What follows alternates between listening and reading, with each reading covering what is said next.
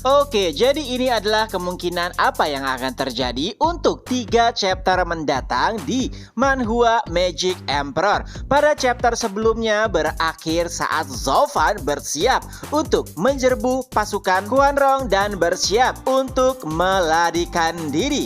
Di sini Ghost King nampak sangat terkejut tak kalah mengetahui jika Zovan adalah panglima perang yang baru menggantikan Dugu Zantian. Tentunya sebagai orang Tianyu ia tahu benar jika Zovan lebih mengerikan berkali-kali lipat dibandingkan dengan Dugu Zantian. Adapun pasukan Quanrong melihat Zovan yang masih muda, mereka nampak sangat meremehkannya. Bahkan serigala pembantai bersiap untuk mengalahkan Zovan. Tidak hanya itu, bahkan Toba Tisan memandang Zovan remeh. Ia berkata jika tidak ada lagi saingan terbaiknya kecuali Dugu Zantian. Adapun Zovan sambil memberikan perintah kepada Gu Santong, ia berkata, "Panglima Toba, Anda bisa melihat apakah aku memiliki kemampuan atau tidak? Tapi pertanyaannya, bisakah kau menandikiku?"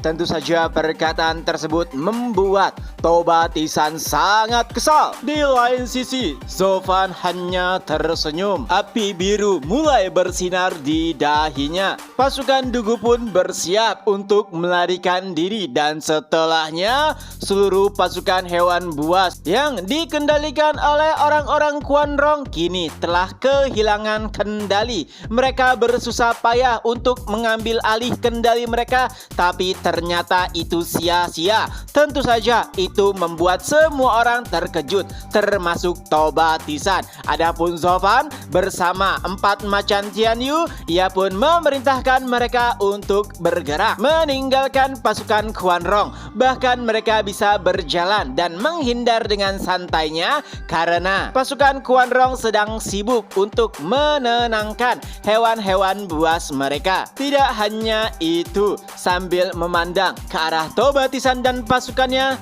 Zovan melihat mereka dengan tatapan rendah dan itu lebih membuat Toba Tisan kesal karena bahkan Dugu Zantian tidak pernah memperlakukannya seperti itu. Di sisi lain, Ghost King pun membisiki Toba Tisan dan berkata, sumber masalah dari semuanya adalah 2 orang itu. Yang dimaksud tentunya adalah Zovan dan Gu Santong. Intinya, jika mereka ingin menangani pasukan Dugu Zantian, maka mereka berdua halah yang harus diurus lebih awal. Mendengar saran tersebut, Toba Tisan pun langsung memerintahkan serigala pembantai untuk membawa pasukannya dan berhadapan dengan Zovan. Serigala pembantai bersama dengan pasukannya pun membuat sebuah formasi. Itu adalah formasi yang bahkan mengejutkan Zovan. Mereka pun bersiap meluncurkan sebuah serangan. Gu Santong berkata kepada Zovan, "Ayah, biarkan aku yang mengurusnya." Tapi Zovan menghentikannya dan berkata, "Nampaknya itu bukanlah hal yang mudah. Jadi biarkan aku saja." Dan salah satu mata Zovan pun bersinar emas, mata kekosongan surgawi. Lalu tiba-tiba serangan pasukan serigala pembantai berhasil menghancurkan sebuah gunung.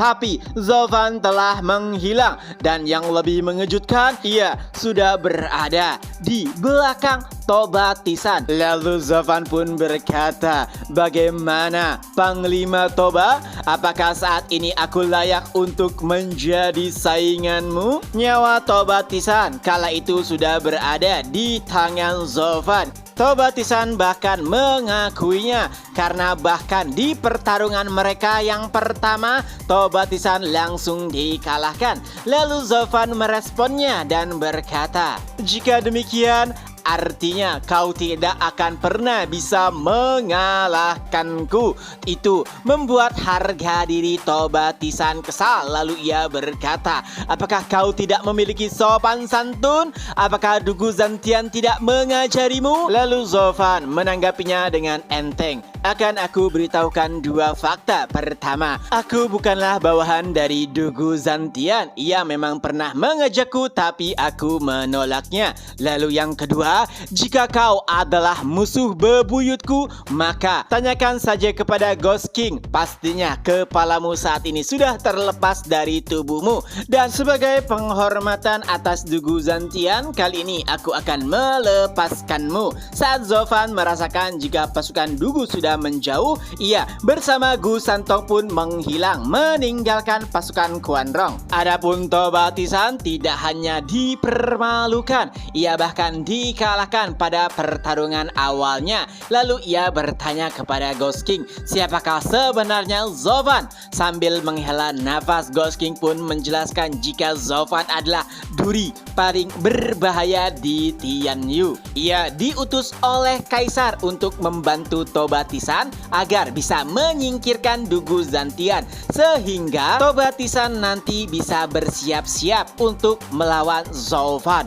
Mendengarkan sedikit informasi tersebut, ia pun bergumam, jadi dia adalah seseorang yang harus aku lawan nanti. 2 bulan kemudian, Zovan beserta pasukan Dugu Zantian telah tiba di Wingate City. Melihat kehadiran Zovan bersama pasukan Dugu Zantian itu membuat semua orang di sana terkejut, terutama kepala para pimpinan aliansi. Mereka bahkan bergumam, apa yang sebenarnya tidak bisa dilakukan Zovan? Bagaimana bisa pasukan Dugu Zantian berakhir di tangannya?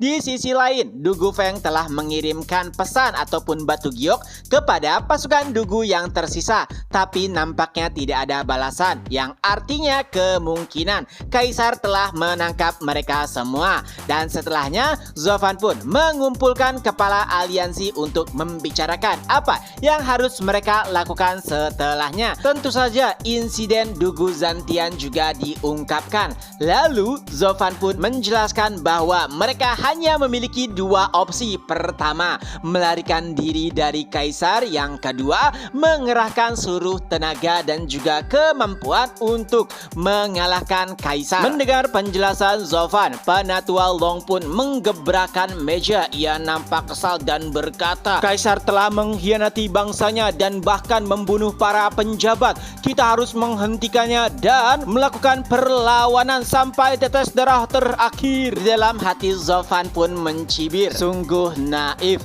Jika tidak ada pasukan Dugu Zantian dan juga Gu Santong, maka Penatua Long tidak akan pernah mengatakan hal tersebut. Tapi itu juga adalah jawaban yang diinginkan oleh Zovan, yaitu bahwa setiap kepala rumah mengikuti perintah Zovan. Setelahnya, Xie Xiaofeng pun memberikan sebuah ide, bagaimana jika kita memberitahukan kepada masyarakat bahwa Kaisar telah bersekongkol dengan Quan Rong. Bukankah itu akan menimbulkan sentimen negatif kepada Kaisar?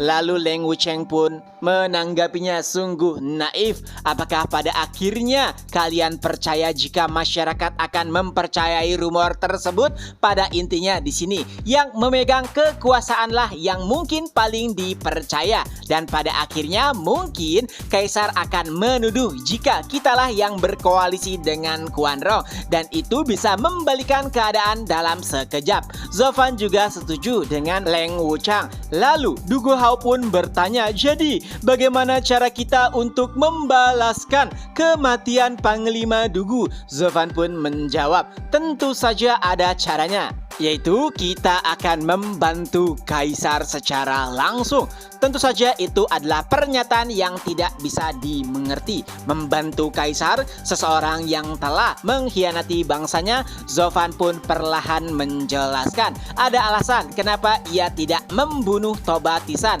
Karena jika Zovan membunuh Toba Tisan, maka pasukan Quan Rong akan kehilangan kepalanya dan mereka akan kacau. Dengan adanya Toba Tisan, ia bisa menolak permintaan yang dilakukan oleh Kaisar. Hingga pada akhirnya nanti Quan Rong akan terungkap ke publik, dan mau tidak mau Kaisar tidak akan mengakui jika Quan Rong dibawa olehnya. Paling tidak ia akan melemparkan kesalahan kepada Zhuge Chengfeng, dan pada akhirnya Kaisar mungkin akan meminta bantuan keluarga Luo untuk menghancurkan pasukan Quan Rong. Sungguh taktik yang sangat brilian. Zovan bahkan sampai penasaran kira-kira bagaimanakah nanti ekspresi dari Kaisar setelah melihat seluruh rencana Zovan. Tapi Nenek Chubijun sedikit khawatir. Ia berkata, walaupun kita memiliki pasukan yang banyak, tapi bagaimana caranya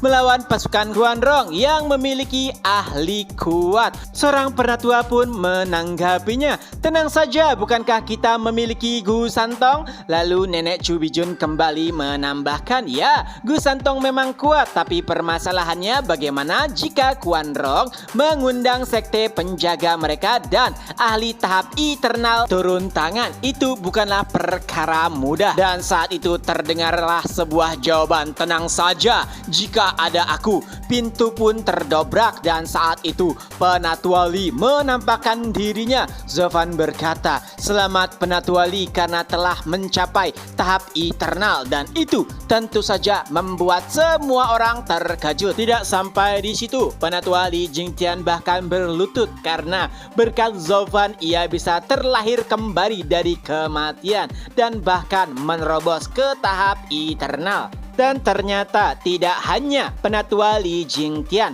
saat Xiu Qing dan juga Qiu Yanhai muncul, mereka berkata, jangan lupakan kami. Ya, aura keduanya juga sangat mengerikan. Mereka telah mencapai puncak ranah visi dewa, dan dengan gabungan teknik keduanya menghadapi ahli tahap eternal adalah sebuah keniscayaan. Tentu saja itu membuat semua orang terkejut. Mereka bertanya-tanya, bagaimana bisa Zovan membuat ahli tahap eternal dengan mudah hanya dalam beberapa tahun? Hingga pada akhirnya jawaban dari setiap pertanyaan pun muncul. Tak kalah Yansong memasuki ruangan. Yansong pun menjelaskan itu semua berkat pil tingkat 10 yang ia buat. Karena bahan-bahan yang diberikan oleh pelayan Zuo, ia secara leluasa bisa membuat pil tingkat 10 yang sempurna. Dan dengan pil tersebut, bahkan Li Jingtian yang